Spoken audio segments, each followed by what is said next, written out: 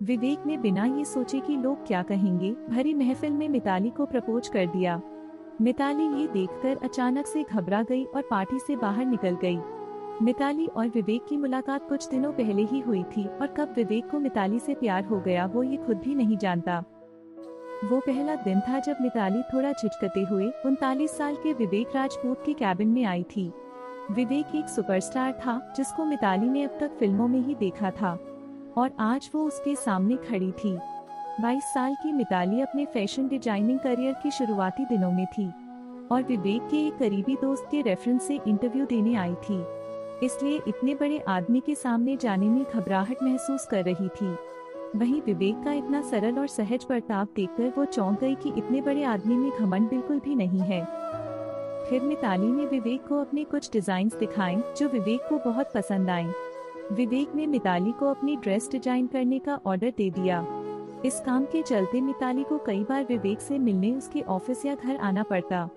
कभी जब काम करते करते देर हो जाती तो विवेक खुद मिताली को घर छोड़ने जाता। शुरुआत में विवेक मिताली की झिझक और अपनी सहजता के चलते ये सब कर रहा था, पर एक दिन मिताली ने विवेक को उसकी ड्रेस तैयार करके देते हुए कहा, आपके लिए काम करके अच्छा लगा सर, आगे भी कोई काम हो तो जरूर बताइएगा।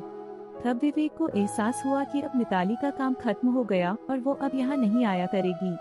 विवेक ने सोचा कि क्यों न मिताली को अपना पर्सनल डिजाइनर बना ले, पर विवेक के पास उसका पर्सनल डिजाइनर पहले से ही था जो अभी कुछ दिनों के लिए छुट्टी पर गया था और इसलिए ही उसे नए डिजाइन की जरूरत पड़ी थी। विवेक मिताली को जाने नहीं देना चाहता था, उसकी मौजूदगी विवेक को अच्छी लगती थी, इसलिए विवेक ने अपनी बर्थडे पार्टी में सबके सामने मिताली को प्रपोज कर दिया था। मिताली विवेक से उम्र में 18 साल छोटी थी और विवेक एक सुपरस्टार भी था। ऐसे में उसके प्रपोज का क्या जवाब दे ये मिताली नहीं जानती थी। हाँ, पर ये और बात थी कि मिताली भी विवेक की पर्सनालिटी की दीवानी थी। जैसे हर एक फैन अपने चहेते कलाकार का होता है, पर विवेक उससे प्यार करेगा ये उसने नहीं सोचा था। मिताली की यूं पार्टी छोड़कर जाने से विवेक पूरी तरह टूट गया।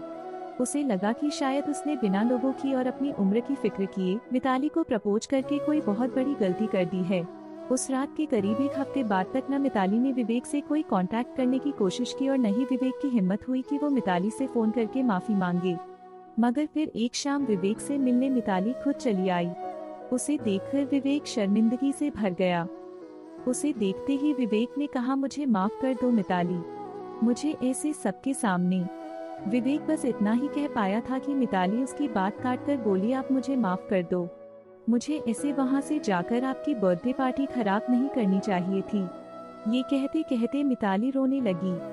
विवेक ने उसके आंसू पोंछते हुए कहा, कोई बात नहीं, रो मत, तुम अपनी जिंदगी का फैसला करने के लिए आजाद हो। मैं समझता हूँ कि तुम अपने लिए अपनी उम्र का हमसफर चाहती हो, है ना?